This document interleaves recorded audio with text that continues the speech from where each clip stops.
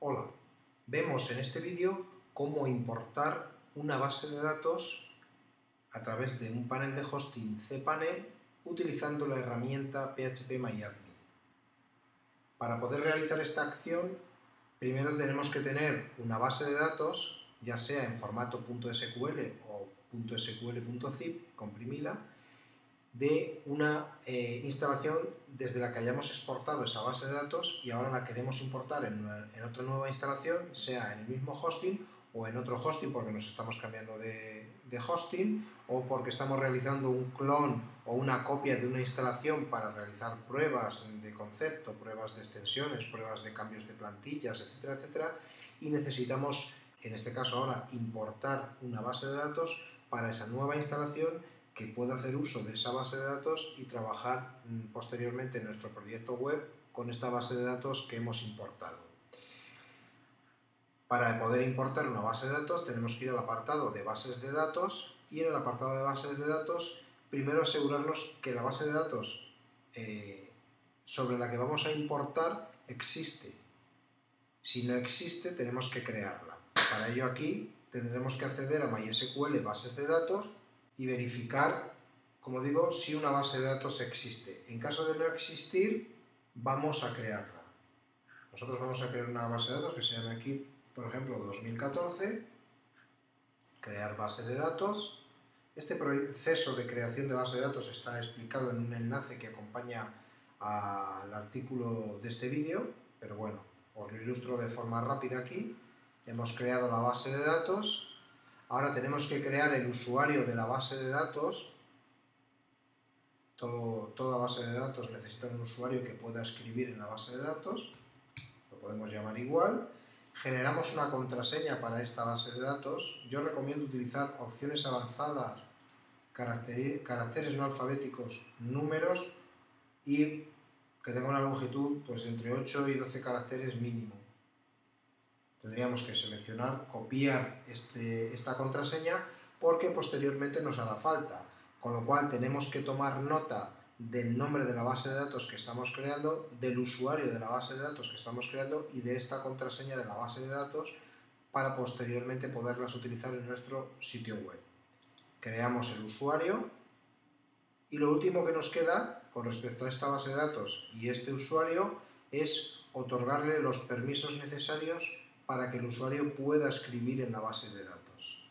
En el apartado Añadir usuario a la base de datos, localizamos la nueva base de datos creada,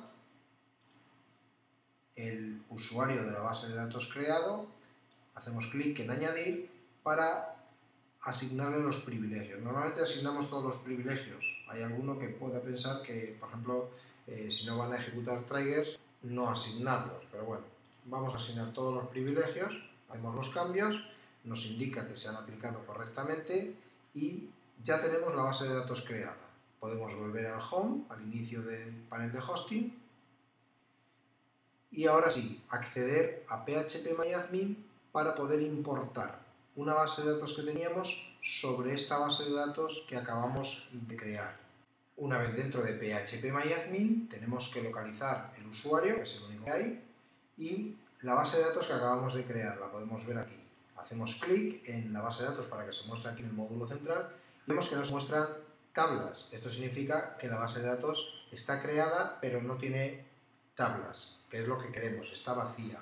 Y ahora lo que tenemos que hacer es irnos aquí a la opción importar para seleccionar una base de datos, en este caso la que teníamos exportada previamente en nuestro ordenador, y desde la opción buscar en su ordenador, examinar, localizamos el archivo de la base de datos que queremos importar en esta nueva base de datos. Para archivos de más de 50 megas es recomendado trabajar, bueno, ya a partir de 30 megas, archivos ya pesados de bases de datos, es recomendado utilizar con el formato SQL, o sea, importar un formato SQL.zip.